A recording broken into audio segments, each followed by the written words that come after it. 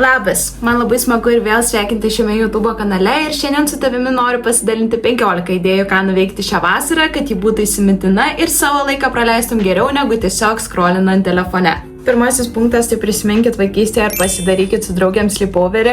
Kai mes įžengiame tą suaugusių žmonių pasaulį, dažnai užmirštam apie tokius dalykus ir iš viso atrodo gal keista net likti pas draugę, bet iš tikrųjų tai yra labai smagu, tiesiog turėkit patį mergaitiškiausią laiką, pasidarykit spa, apšnekėkit visas naujausias aktualijas. Nežinau kaip jūs, aš esu visiškai ryto žmogus, man labai smagu atsikelti ryte, matyti, kaip pradeda pagaliau giedrėti dangus, tekėti saulė.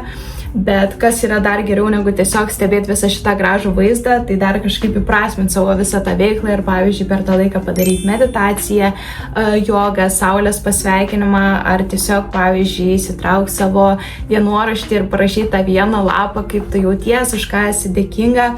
Ir tame visame gražiame kontekste, kad už lango dabar pradeda tekėti nauja diena, pradėti savo dieną produktyviai ir prasmingai. Žinau, kad ne visuomet labai smagu atsikelti anksti ir iškart pulti prie tų produktyvių veiklų, todėl labai rekomenduoju išbandyti 5-5-5 metodą.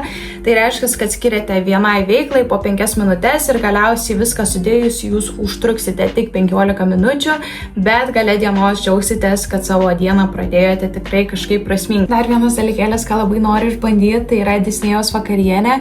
Šitas dalykas labai trendino TikTok'e prieš maždaug porą metų ir visas konceptas yra toks, kad jūs tiesiog žiūrit kažkokį Disnėjaus filmuką ir valgot pasigaminę vakarienę būtent iš to filmuko kažkokių patiekalų. Tai pavyzdžiui, labai gerai atsimenu, kad žiūrėjo žmonės Princesė ir Varlių ir gamino tuos Tianos pyragėlius. Tai va, galite pasiplanuoti ir pasidaryti fainą draugių pasimatymą ir pažiūrėti smagų filmuką. Pasidarykit laiko kapsulę. Aš asmeniškai turiu tokią dėžutę, į kurią kažkada prieš daug metų sudėjau savo visus svarbiausius raštelius, čekiukus, žaisliukus ir panašias smulkmenėlės, kurie kitiems žmonėms nieko nereikštų, bet aš iš karto pamatau ir man tiesiog grįžta visi prisiminimai. Tai dar tobulesnis variantas, jeigu jūs tiesiog sudėtumėt tą dėžutę ir kažkur užkastumėt žinomai vietoje ir po to, nežinau, po 2-5 metų atkastumėt ir ten atrastumėt visus svarbiausius dalykus, kurie dabar jums yra aktualūs. Dar labai rekomenduočiau prie viso šito pasidaryti tiesiog savo laišką ateities ir išklaus kažkokių rūpimų klausimų, papasakot, kuo gyvenat šiai dienai ir tiesiog pasidalint galbūt, kaip jūs tikitės, kad po tiek metų atrodot, gyvenat, ką pasiekėt, ko nepasiekėt. Toliau, nueikite į turgų, nusipirkit šviežių daržovių, vaisių, iškeptos duonos ir pasidarykit tokius šviežius, kaimiškus pusryčius. Tikrai nebloga idėja, reikės ir pačiai padaryti. Na, jau kad prakalbame apie gaminimą, tai pasigaminkit natūralių, sveikų ledų. Receptų pilną galite pasižiūrėti tam pačiam TikTok'e arba šiaip svetainėse. Manau, kad neužtruksit daugiau negu valandos, o atsiminimai tikrai bus puikus. Mano visiškai šių metų atradimas tai yra Junk Journal.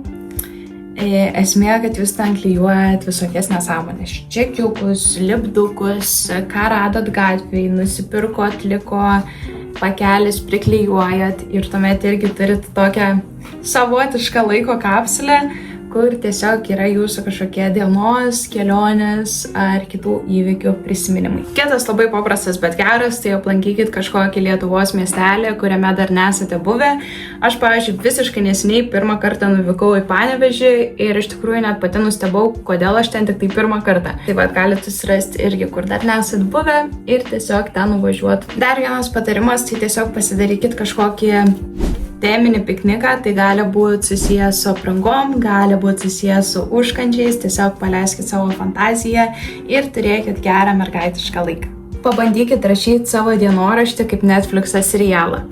Galit sukurti kažkokius plot twistus, įamžinti veikėjus, pakeisti jiem vardus, sugalvot kažkokius posakius, ką jūs darysit, kaip būtumėte darę kitaip ir panašiai. Mažu vieną dieną išeis ir kokia knygutė. Keliaujam prie pabaigos.